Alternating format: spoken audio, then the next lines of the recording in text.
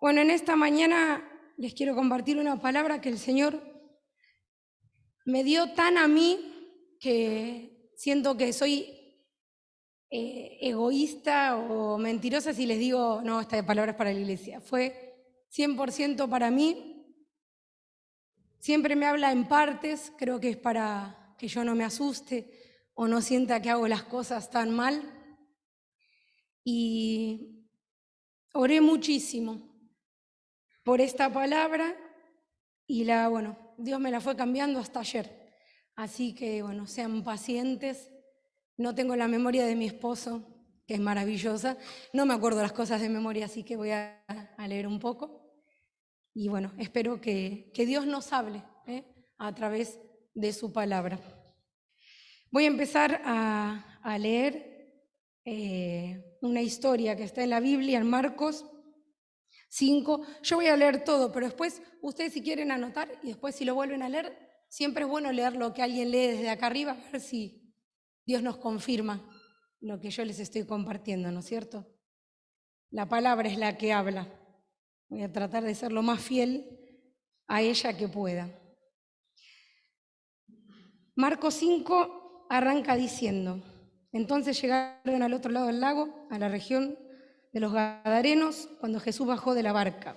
Un hombre poseído por un espíritu maligno salió del cementerio a su encuentro.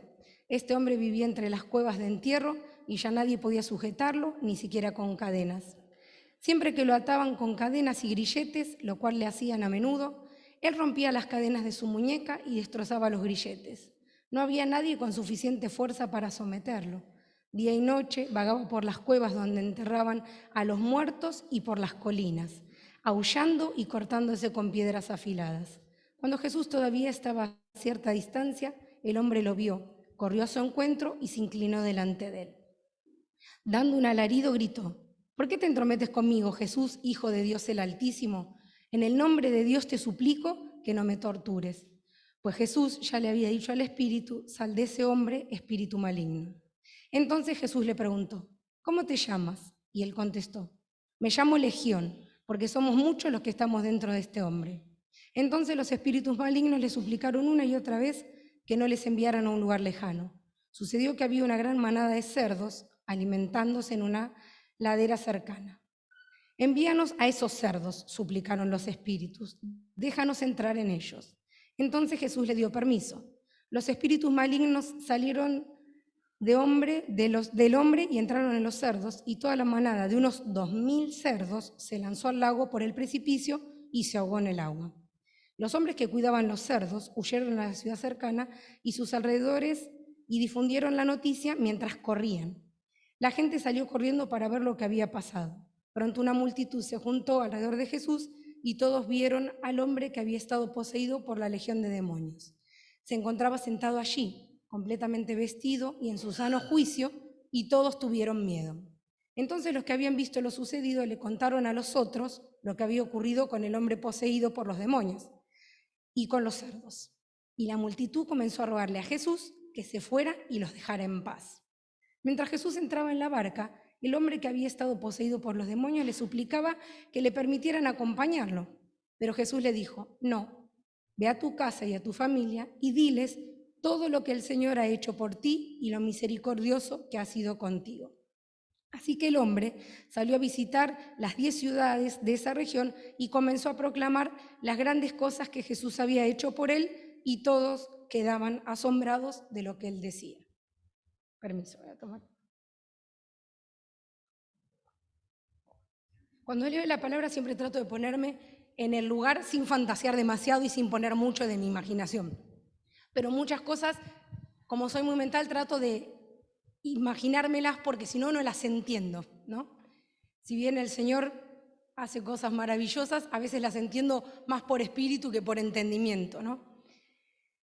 Entonces, leyendo capítulos anteriores y posteriores a esta historia y buscándolos en estudios bíblicos y demás,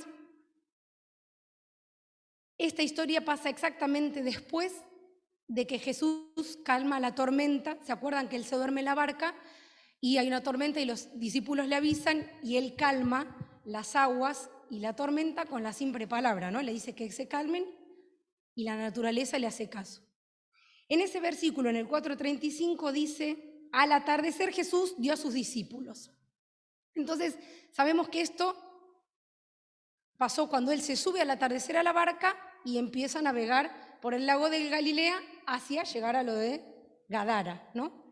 El lago de Galilea tiene 20 kilómetros en su parte ancha y 11 en su parte corta.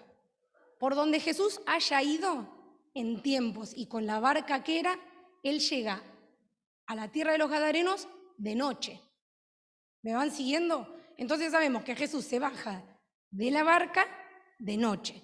Esto es para que nos hagamos una idea de cómo es el lugar y el momento, ¿no? Porque a veces lo leemos de corrido y no le prestamos atención. Yo esto lo había leído tantas veces y sin embargo nunca me había detenido en esto.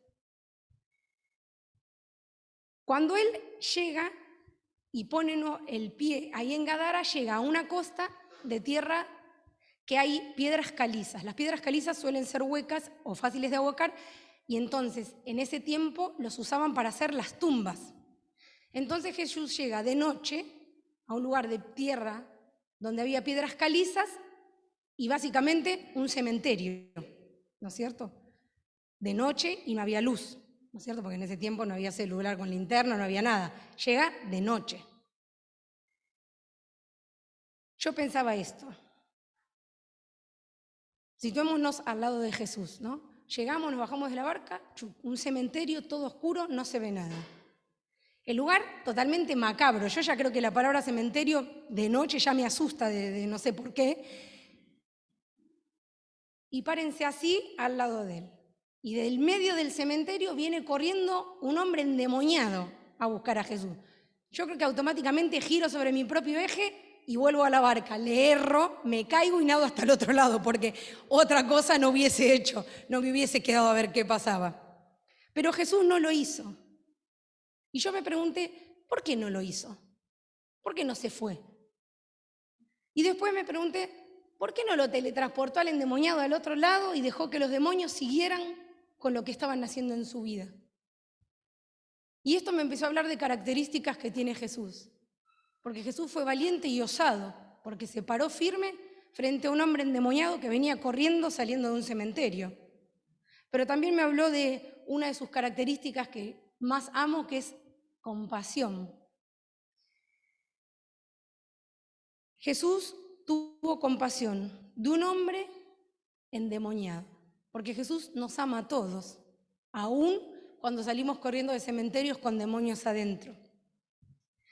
Tuvo compasión de nosotros porque hoy, como ayer y esta semana a mí, nos sigue enseñando a través de su palabra cómo tenemos que obrar para parecernos más a Él. Hay un versículo que dice, y al ver las multitudes tuvo compasión de ellas porque estaban desamparadas y dispersas como ovejas que no tienen pastor. Eso está en Mateo 9:36. Ese es Jesús, un ser compasivo. Fui desasnando parte por parte del capítulo y les pido que me acompañen. Yo lo voy leyendo. Del 3 al 6 en el versículo dice, este hombre vivía en las cuevas de entierro y ya nadie podía sujetarlo ni siquiera con cadenas. Siempre que lo ataban con cadenas y grilletes, lo cual lo hacían muy a menudo, él rompía con sus muñecas y destrozaba los grilletes. No había nadie con suficiente fuerza para someterlo. Día y noche vagaba entre las cuevas donde enterraban a los muertos y por las colinas, aullando y cortándose con piedras afiladas. Cuando Jesús todavía estaba a cierta distancia, el hombre lo vio, corrió hacia un encuentro y se inclinó delante de él. Estos demonios hacían lo que querían con el pobre hombre, ¿no? Acá dice que la gente los ataba con grilletes. Los grilletes, ¿saben lo que son? Son esas cosas que se ponen alrededor de las muñecas y de los pies con cadenas, ¿no? Pero acá dice que los rompía, ¿no? Este hombre estaba pasándola realmente mal. La gente del pueblo que lo hacía, yo me preguntaba si lo hacía para que él no se lastimara, como dice que se cortaba y todo, o para que no los molestara. Porque también tenés que vivir con una persona que anda haciendo todo eso alrededor tuyo, ¿no es cierto? Noté también que hay una parte que dice que nadie podía someterlo, ¿no? Y acá es algo importante que quiero aclarar. Ningún hombre puede someter a un demonio. Nadie, solo Dios. O en su defecto, un hombre lleno del Espíritu de Dios y que viva como Dios manda. Acá notamos que esta historia es totalmente espiritual. No hay nada de fuerza humana. Dios nos está hablando de algo espiritual que pasa en las vidas de las personas, en la vida de este hombre. Me gustó la parte que dice que corre hacia Jesús y se postra reverente. Los demonios sabían ante quién estaban, porque se postra. No dice que fue al encuentro, que lo golpeó, se postra, ni se le acerca, se arrodilla. ¿Recuerdan que dice que nadie lo podía someter, que lo ataban y todo? Y él ni siquiera lo tocó a Jesús y se arrodilló en la presencia del Señor. En Mateo 12, después leanlo entero, habla cuando Jesús expulsa a los demonios. ¿Se acuerdan que dice, no, es el nombre de Belcebú, es el nombre de Dios y demás? Bueno, hay un versículo que dice, en cambio, si expulso a los demonios por medio del Espíritu de Dios, eso significa que el reino de Dios ha llegado a ustedes. Esto pasaba frente a la costa de los Gadarenos. Esto que estaba pasando era la muestra de que el reino de Dios también había llegado. ¿No es cierto? Porque Jesús era esa presencia, ¿no? Todo esto enseñándonos más y más de quién era Él. En los versículos 7 y 8 dice, dando un alarido gritó, ¿por qué te entrometes conmigo, Jesús, Hijo de Dios el Altísimo? En el nombre de Dios te suplico que no me tortures. Pues Jesús ya le había dicho al espíritu, sal de ese hombre, espíritu maligno. Los demonios ya sabían de lejos que Jesús era hijo de Dios, que era Dios hecho humano. Y le dice, Hijo de Dios el Altísimo. Este título lo usaban los gentiles y los judíos para describir, dice, al único viviente y verdadero Dios y diferenciarlo de todos los dioses que existían, ¿no? Entonces, Hijo de Dios el Altísimo era como decir Dios para nosotros, pero en ese tiempo había tantos que ellos necesitaban decir Dios el Altísimo, era como decir el título supremo de Dios. También lo nombra en Génesis 14, 18 y en Deuteronomio 32, 8. En Isaías dice, sobre las alturas de las nubes subiré y seré semejante al Altísimo, ¿no? La palabra nos viene hablando de cómo es el Señor. Y los demonios ya lo sabían, porque se lo dicen. Ten compasión de mí, en el nombre de Dios te lo pido, Hijo de Dios el Altísimo. O sea, ellos ya sabían, tenían muy claro enfrente de quién estaban. Fíjense en Santiago 2:19 dice, ¿tú crees que hay un solo Dios? Magnífico. También los demonios lo creen y tiemblan.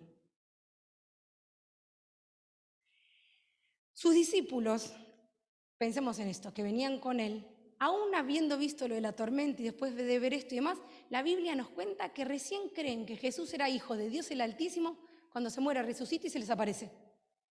Y los demonios ya acá, antes de que Jesús hiciera un montón de otras cosas que vienen después, ya los demonios ya sabían quién era. Fíjense, nuestra humanidad cuánto nos impide ver. Y cuando entendemos lo espiritual, porque son malos los demonios, pero son espíritus, ellos ya entienden ante quién están. Los discípulos tardaron los 3 años que caminaron con Jesús. ¿Cuántas veces no sabemos ante quién estamos? ¿Cuántas veces no sabemos que amamos y nos ama Dios el Altísimo? ¿Cuántas veces perdemos y nos olvidamos que Jesús es el camino, es la verdad y la vida? Es mi camino, mi verdad, mi vida y la de ustedes. Porque por eso hoy estamos acá. El versículo 9 al 10 dice, entonces Jesús le preguntó, ¿cómo te llamas? Y le contestó, me llamo Legión, porque somos muchos los que estamos dentro de este hombre. Entonces los espíritus malignos le suplicaron una y otra vez que no los enviara a un lugar lejano. Le preguntó el nombre. Y yo digo, ¿pero por qué? Jesús no necesita saber el nombre ni de uno ni de una legión de demonios para sacarlo. Entonces pensaba que quizás, y esto lo pienso yo, no lo dice la palabra, era para mostrar lo complejo de la situación. En la antigüedad, en los exorcismos judíos, sí era necesario saber el nombre del demonio. Entonces quizás Jesús tampoco quiso violentar esto que los judíos creían. Legión es el nombre. Legión es una unidad militar romana de 6.000 soldados. 6.000. Porque cuando le empezamos a leer dice, un demonio. No, acá los muchachos le aclaran que son 6.000. Y le dice, somos legión. ¿Para qué? Supongo que intentaba amedrentar un poco a Jesús y decir, bueno, somos un montón y mira el poder que tenemos porque somos 6.000 adentro de una persona. ¿Somos conscientes adentro de una persona? ¿Estamos pensando en este hombre? En su mente, en su cuerpo. Yo no me lo puedo imaginar. En el versículo 11 y 13 dice, sucedió que había una gran manada de cerdos alimentándose en una ladera cercana. Envíanos a esos cerdos, suplicaron los espíritus, déjanos entrar en ellos. Entonces Jesús les dio permiso y los espíritus malignos salieron del hombre y entraron en los cerdos. Y toda la manada de unos 2.000 cerdos se lanzó por el lago al precipicio y se ahogaron. Los demonios no querían que fueran de su fin. Yo pensaba, digo, bueno, capaz que ya tenían en vista algún otro en donde si se iban de este, iban a ir a morar, ¿no es cierto? Pero por alguna razón le piden ir a los cerdos. Los cerdos para los judíos eran animales impuros. Y yo digo, ¿por qué Jesús deja que los demonios se vayan adentro de los cerdos? ¿Con qué finalidad? Y ahí me puse a pensar que eran 2.000 cerdos. Y me puse a pensar, ¿y los discípulos dónde estaban? Porque la Biblia no dice dónde estaban los muchachos estos, pero tampoco dice que se fueron. Así que yo supongo que los discípulos andaban por ahí atrás de él. Digo atrás porque yo hubiese estado bien atrás de él, amedrentados con toda esta situación totalmente espiritual, porque uno ahora lo toma así, pero que te hablen un demonio y que te diga que son 6.000 es un montón. Solo Jesús tenía la pureza para hacerle frente a algo así. Yo creo que él dejó eso para mostrarle el gran mal que estaba atormentando a ese hombre y para enseñarle a los discípulos, ven, esto es lo que pasa. Esto es lo que pasa cuando yo no reino en una vida. En el versículo 14 y 15 dice, los hombres que cuidaban los cerdos huyeron a las ciudades cercanas y sus alrededores, difundiendo la noticia mientras corrían. La gente salió corriendo para ver lo que había pasado. Pronto una multitud se juntó alrededor de Jesús y todos vieron al hombre que había estado poseído por una legión de demonios. Se encontraba sentado allí, completamente vestido, en su sano juicio, y todos tuvieron miedo. Acá me quiero detener en esto. El hombre estaba sentado, vestido y en su sano juicio. ¿Se hacen esta imagen? ¿Se acuerdan que yo le dije que se imaginaran a un hombre que sale de un cementerio corriendo con una legión de demonios? Bueno, este mismo estaba en esa situación, en paz. Estas cosas hace Dios. El hombre tenía paz, la que le regaló Jesús, porque es un regalo. Ni sabemos si se lo merecía o no se lo merecía. Sí sabemos que Jesús en su compasión se la regaló. Ya no estaba inquieto, agitado, frenético, ansioso o aterrado. ¿Conocen gente con estas características? Inquieta, agitada, frenética, ansiosa, aterrada. Bueno, háblale de Dios. Lo necesita.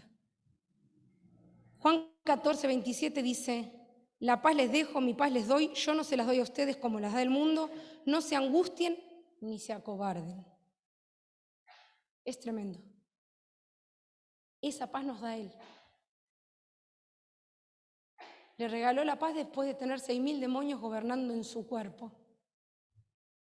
Yo no sé cuántos tenía antes de llegar al Señor, pero creo que 6.000 no. Dice, sigamos con esta persona. Mirá, dice, los hombres corrieron a contar lo que había visto. ¿A quién? Y se iban corriendo y gritando. A los dueños de los cerdos. Porque ellos obviamente no eran los dueños. Si tenías 2.000 cerdos, no los hacías pastar vos. Tenía gente que los hacía pastar. Cuando él corre, ¿con quién se encuentra? Con el primer pueblo, que es su pueblo. Eran los vecinos del hombre este. A este hombre lo conocían.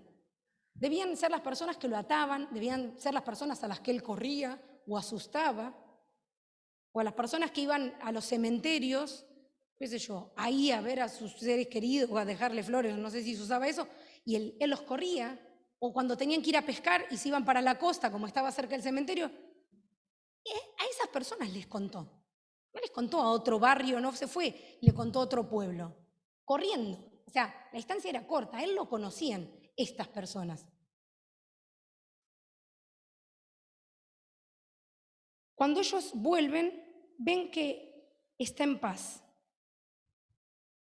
La persona que estaba en las últimas, ¿se acuerdan que decía que gritaba, aullaba y se cortaba con piedras? En el versículo 16 y 17 dice, entonces los que habían visto lo sucedido le contaron a los otros lo que había ocurrido con los hombres poseídos por los demonios y con los cerdos. Y la multitud comenzó a rogarle a Jesús que se fuera y los dejara en paz. ¿Que se fuera? ¿Qué les pasa? O sea, yo pensaba en esto. Ponele que a ellos les hicieron perder los cerdos. ¿No estaban felices porque el hombre estaba mejor? ¿No estaban felices porque su vecino iba a tener una vida normal, por así decirlo? O en su defecto, sin 6.000 demonios adentro, que es un montón. No, le decían a Jesús que se fuera. ¿Valían más 2.000 cerdos que el alma inmortal de un hombre? Porque si este hombre se moría con estos demonios adentro, se iba al infierno. Y ellos preferían que este hombre se vaya al infierno o que se mueran sus 2.000 cerdos. Soy una persona que cree que hay que amar a toda la creación de Dios, a toda. Pero esta comparación me parece obsoleta. 2.000 cerdos a una persona, no lo tengo ni que dudar. Pero fíjense que ellos querían vidas cómodas, aunque este hombre tenga su alma esclava para la eternidad. Pero ellos querían estar cómodos, con sus cerditos comiendo y más, y el otro que se siga cortando solo por ahí. Le daban más valor a las cosas materiales, que en este caso los cerdos eran su comercio, que a una vida. Hoy pasa esto, ¿no es cierto? El 100% del tiempo casi, en las personas que no tienen al Señor. Fíjense que hace 2.000 años empezó y todavía no lo cambiamos. A los lugareños les molestaba que Jesús altere su rutina, porque todo estaba en paz para ellos, hasta que Jesús, el Hijo del Altísimo, vino a revolucionar sus vidas. Pero para bien las revolucionó. Jesús también tuvo compasión de ellos. Hay personas que cuando se encuentran con Jesús lo rechazan porque no quieren renunciar al pecado. O personas que ya lo conocemos, pero a veces nos olvidamos de que tenemos que vivir en santidad. Segunda de Corintios 14 dice, así que gracias a Dios que nos han hecho cautivos y siempre nos llevan al triunfo en el desfile victorioso de Cristo, ahora nos usa para difundir el conocimiento de Cristo por todas partes como un fragante perfume. Nuestras vidas son la fragancia de Cristo que sube hasta Dios, pero esta fragancia se percibe de una manera diferente por los que se salvan y los que se pierden.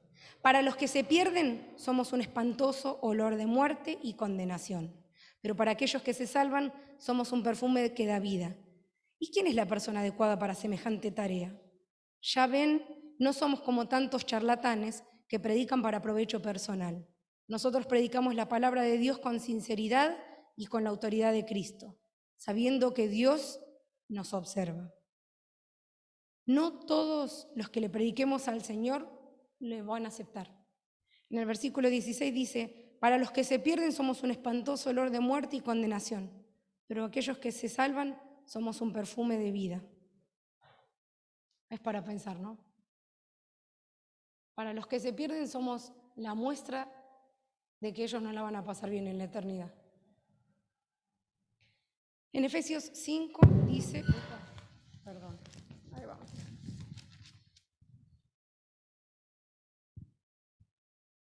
Por lo tanto,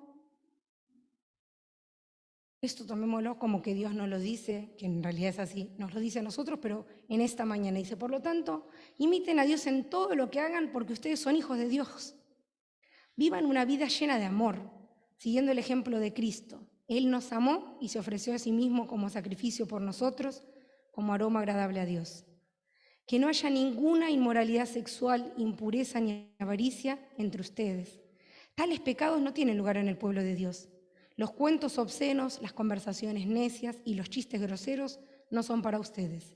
En cambio, que haya una actitud de agradecimiento a Dios. Pueden estar seguros de que ninguna persona inmoral, impura o avara heredará el reino de Cristo y de Dios, pues el avaro es un idólatra que adora las cosas de este mundo. No se dejen engañar por los que tratan de justificar estos pecados, porque el enojo de Dios caerá sobre todos los que lo desobedecen. No participen en las cosas que hacen esta gente, pues antes ustedes estaban llenos de oscuridad, nosotros, pero ahora tienen la luz que proviene del Señor. Por lo tanto, vivan como gente de luz, pues esa luz que está dentro de ustedes produce solo cosas buenas, rectas y verdaderas. Averigüen bien lo que agrada al Señor. No participen en las obras inútiles de la maldad y la oscuridad. Al contrario, sáquenlas a la luz. Es vergonzoso siquiera hablar de las cosas que la gente malvada hace en secreto. No obstante, sus malas intenciones se descubrirán cuando la luz las ilumine, porque la luz hace todo visible. Por eso se dice, despiértate tú que duermes, levántate de los muertos y Cristo te dará luz. No voy a agregar nada. Paso a Gálatas y sigo leyendo. Dice, Gálatas 5:16 empieza. Por eso les digo, dejen que el Espíritu Santo los guíe en la vida. Entonces no se dejarán llevar por los impulsos de la naturaleza pecaminosa. La naturaleza pecaminosa hace el mal, que es precisamente lo contrario de lo que quiere el Espíritu. El Espíritu nos da deseos que se oponen a lo que desea la naturaleza pecaminosa. Estas dos fuerzas luchan constantemente entre sí, entonces ustedes no son libres para llevar a cabo sus buenas intenciones. Pero cuando el Espíritu los guía, ya no están obligados a cumplir la ley de Moisés. Cuando ustedes siguen los deseos de la naturaleza pecaminosa, los resultados son más que claros: inmoralidad sexual, impureza, pasiones sensuales, idolatría, hechicería, hostilidad, pelea, celos, arrebatos de furia, ambición egoísta, discordias, divisiones, envidias, borracheras, fiestas desenfrenadas y otros pecados parecidos. Permítanme repetirles lo que les dije antes. Cualquiera que lleve esta clase de vida no heredará el reino de Dios. En cambio, la clase de fruto que el Espíritu Santo produce en nuestra vida es amor, alegría, paz, paciencia, gentileza, bondad, fidelidad, humildad y control propio. No existen leyes contra estas cosas. Los que pertenecen a Cristo Jesús han clavado en la cruz las pasiones y los deseos de la naturaleza pecaminosa y los han crucificado ahí. Ya que vivimos por el Espíritu Santo, sigamos la guía del Espíritu en cada aspecto de nuestra vida. No nos hagamos vanidosos, ni nos provoquemos unos a otros, ni tengamos envidia unos de otros. Voy a releer el 24 y el 25. Dice, los que pertenecen a Cristo Jesús han clavado en la cruz las pasiones y los deseos de la naturaleza pecaminosa y los han crucificado ahí. Ya que vivimos por el Espíritu, sigamos la guía del Espíritu en cada aspecto de nuestra vida. Leamos la palabra. Yo no tengo nada que aclarar. Yo esto lo había puesto con mis palabras y hablando con Mario, digo, y si leo de esto, no tengo más que agregar. La gente que no conoce a Dios no quiere vivir bajo sus enseñanzas, lo que leímos recién. Y los que los conocemos no nos tenemos que olvidar de vivir bajo estas enseñanzas. Hace un tiempo les compartí que las personas que no tienen al Señor, en este caso los gadarenos que lo echaban a Jesús, no tienen luz. Y el diablo los tiene enceguecidos. Por eso no entienden, porque lo que pasó frente a ellos fue algo espiritual. Después imagínense la historia del lado de los que cuidaban a los cerdos sin saber quién era Jesús y sin escuchar la conversación. Yo hice eso. Y piensen, ¿qué vio? Pero Jesús también tuvo compasión de ellos. Porque Jesús no los exhortó, no los retó, Jesús no tocó ni la voluntad. Entendió que no era el tiempo de ellos. Él había ido a rescatar el alma inmortal de ese hombre, que es un montón. A veces nos preocupamos por los muchos y no nos preocupamos por el uno, ¿no? No es la cantidad, es la calidad. tuvo compasión. ¿Tuvo compasión Jesús de vos alguna vez? ¿De mí? Nos podemos quedar hasta la noche charlando. En los versículos del 18 al 20 dice: mientras Jesús subía a la barca, el que había estado endemoniado le rogaba que le permitiera acompañarlo. Jesús no se lo permitió, sino que le dijo: vete a tu casa, a los de tu familia, y diles todo lo que el Señor ha hecho por ti y cómo te ha tenido compasión. Así que el hombre se fue y se puso a proclamar en Decápolis lo mucho que Jesús había hecho por él. Y toda la gente se quedó asombrada. Era obvio que el hombre se iba a querer ir con él. Yo hubiese hecho lo mismo. Me lo hubiese agarrado de la pierna y no me lo hubiese soltado. Cuando me conocía al Señor me pasaba lo mismo. No quería dejar de leer la Biblia, quería que todo se solucione en ese momento. Jesús cambió la vida para siempre de él. Y eso fue maravilloso. Y él lo sabía. Pero Jesús tenía otro plan para la vida de él. ¿Y dónde lo manda? Anda a tu casa. Hay una frase que dice: el testimonio cristiano, lo mismo que la caridad, empieza en casa. ¿No sería mucho más fácil hablar de Jesús a quienes no nos conocen? Claro que sí. Pero es nuestro deber, ahí donde Dios nos pone, testificar de Él. Si sos el único cristiano en el trabajo, en tu familia, en la facultad, en donde sea, no lo tenés que ver como una maldición, decir: uy, soy el único cristiano entre estos pecadores. No, querido, contale lo que Dios hizo en tu vida. Para eso nos puso ahí, porque no es una coincidencia. Si Dios es dueño de nuestra vida y estamos trabajando en un lugar donde no hay cristianos, ¿para qué estamos ahí? Sí, para ganar plata, para trabajar y para alimentarnos y vivir, por supuesto. Pero hay algo celestial, hay algo espiritual. A veces nos olvidamos de eso. Jesús dijo: no, anda a tu casa y deciles lo que yo hice por vos. El gadareno debía estar tan emocionado con lo que había pasado que él quizás hasta se olvidó que tenía una familia, porque acá en la palabra dice: anda con tu familia. En la emoción, en la excitación que él tenía de esto, de que había cambiado su vida, de que esas 6.000 cosas que tenía dentro no estaban más, y que él tenía control de su cuerpo, de su mente y de su vida, se olvidó. Jesús automáticamente lo bajó y le dijo: no, anda a casa. Le sacó la emoción y lo llevó al plano espiritual. ¿Se acuerdan que Dios nos viene diciendo que no nos guiemos por emociones, que seamos espirituales? La emoción no conduce a ningún lado. Capaz que el muchacho se subía al barco y en la mitad del lago se acordaba que tenía esposa e hijos, por ejemplo, o la mamá o el papá, no dice si era casado o soltero. Y decía: ¿qué hice? Ni siquiera los abracé después de haber estado en este estado. Ahí es cuando nosotros confiamos en Jesús, que Él tiene un plan mayor, que nosotros no sabemos. Lo bajó y le dijo: no, la emoción no, espiritual. Anda acá y contales lo que yo hice por vos. Dice que él lo hizo y que después fue a 10 ciudades de por ahí a contar lo que Jesús había hecho en su vida. Ser misionero en la región donde él era tan conocido o tan temido fue el trabajo más noble que pudo haber tenido. ¿Por qué? Porque le obedeció a Dios. ¿Y por qué le obedeció? Porque estaba agradecido, porque su vida había cambiado para siempre, como la nuestra, ¿no? 2000 años después de estos sucesos, Jesús sigue hablándole a mi alma y enseñándome con este capítulo que lo leí 100 veces y cada vez que lo leo me habla de algo distinto. A mí me habló el Señor. ¿A ustedes les habló? Yo pensaba esto.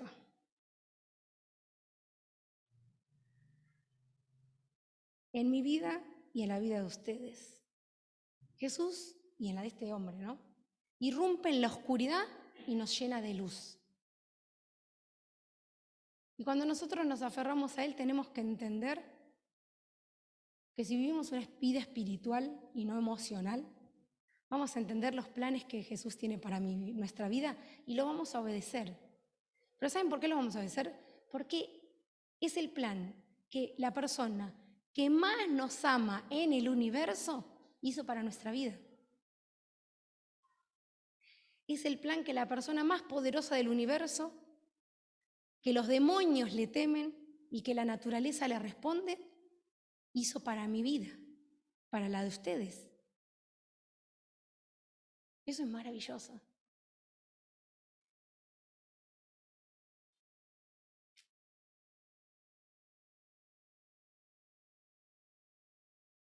A los cristianos Dios nos dice que vivamos libres de oscuridad y en santidad, porque se vienen tiempos espirituales, muy. Y a las personas que no lo conocen, a la persona que estaba en el Zoom, que es nueva, te puedo asegurar que tu vida va a cambiar para siempre y va a ser lo mejor que te pasó en la vida, pero no porque depende de mí, sino porque depende de este mismo Jesús que liberó a este hombre y tuvo compasión de su vida. Y que a través de su palabra, 2000 años después de no estar físicamente, porque está, pero no lo vemos, como dice la palabra, nos sigue enseñando.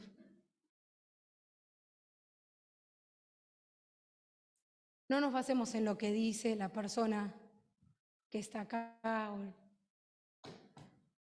Lean la palabra. Si ustedes anotaron todos los versículos que yo les dije y los leen, se van a dar cuenta si les mentí o les hablé de parte de Dios. ¿No es cierto? Es la única forma. Les dije la verdad. No les mentí porque mentir es pecado. También lo sé. Pero es una forma. Y cuando lo lean, Dios les va a hablar de lo mismo, pero a ustedes. Y eso es lo que es importante. Vamos a orar por esto. Amado Dios y Padre bueno, compasivo, valiente, osado, amoroso, que ves luz en nosotros aún cuando estamos llenos de oscuridad. Aún cuando somos atormentados por nuestra carnalidad, aun cuando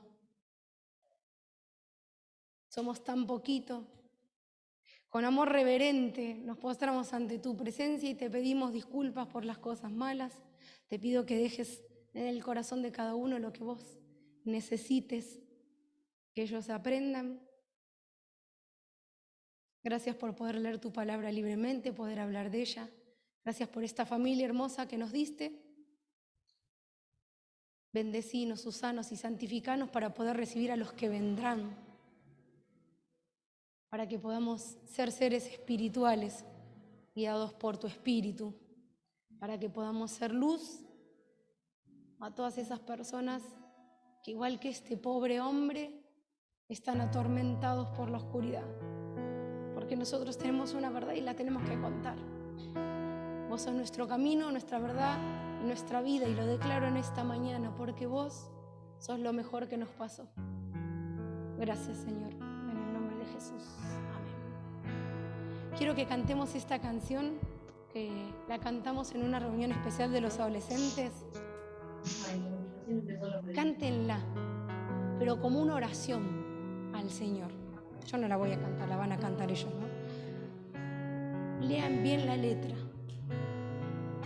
y hablemos con Dios, porque alabar al Señor también es eso, es hablarle, es una oración. Por eso, cuando cantamos también estamos declarando lo que dice acá. Los invito a ponerse de pie y así cantamos.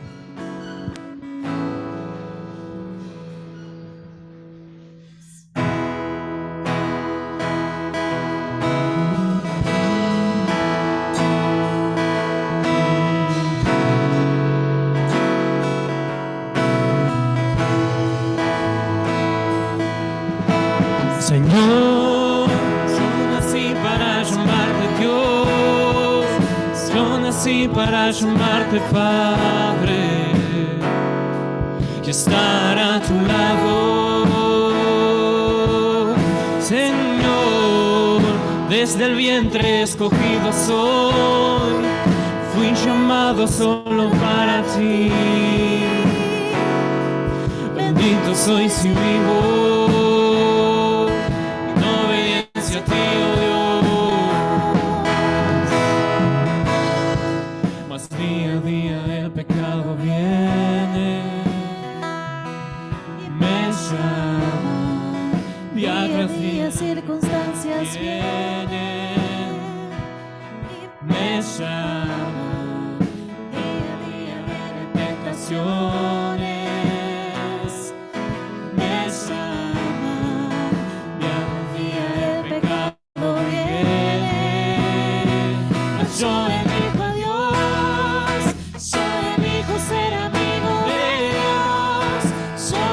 elijo a Cristo día tras día. Ya moría mi vida y ahora vivo la vida de Dios. Dios, yo elijo ser amigo de Dios. Yo elijo a Cristo día tras día. Ya morí A mi vida y ahora vivo la vida de Dios. Señor. Yo nací Para llamarte Dios, yo nací para llamarte Padre y estar a tu lado.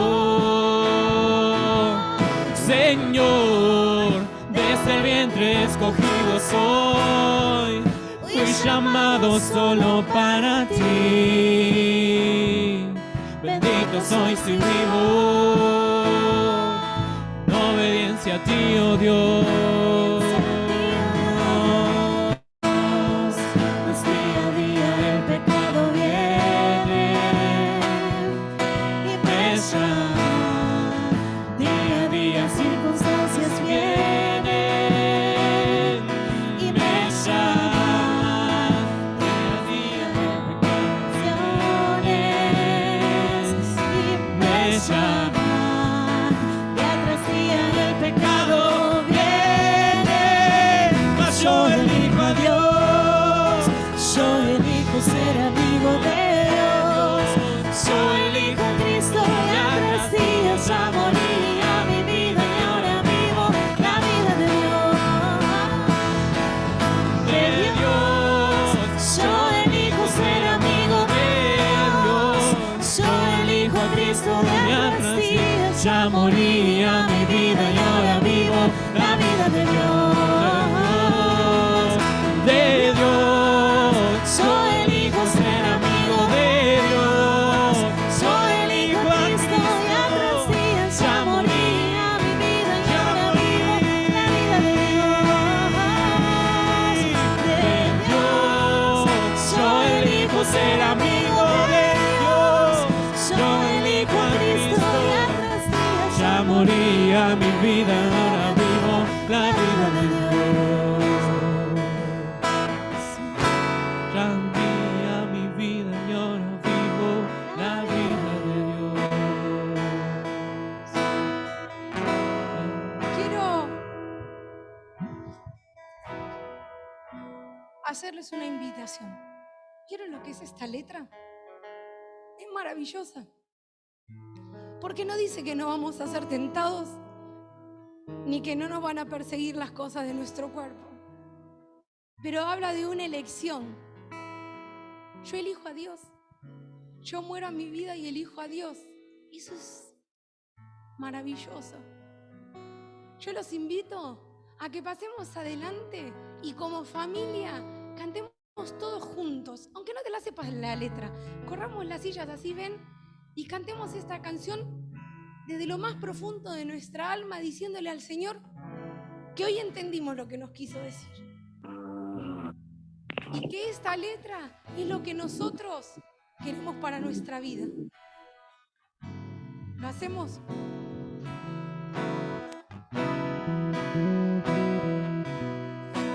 Señor, yo nací para llamarte Dios.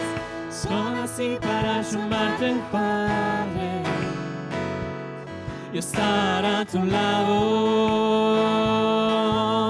Señor, desde el vientre escogido soy, fui llamado solo para ti.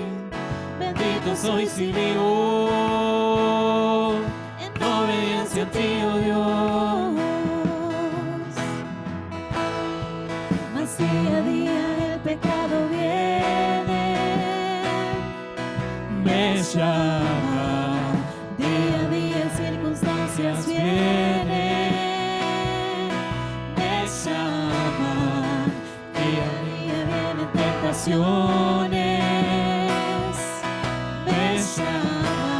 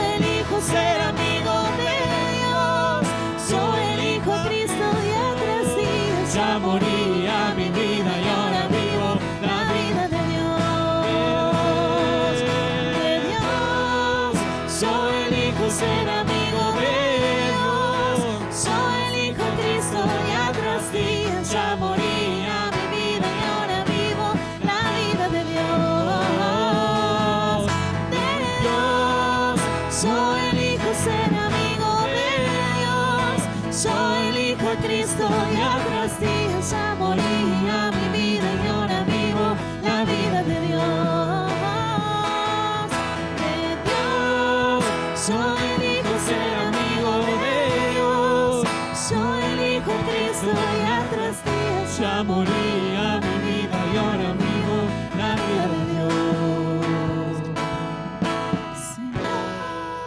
Yo nací para llamarte Dios, yo nací para llamarte Padre y estar a tu lado. Señor, desde el vientre escogido soy, fui llamado solo para ti. Bendito soy si vivo en obediencia a ti, oh Dios. Día a día el pecado viene, me llama. Día a día circunstancias vienen,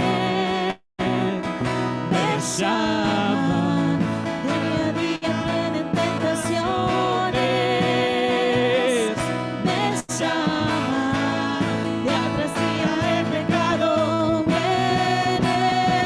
No soy el hijo de Dios, yo elijo ser amigo de Dios.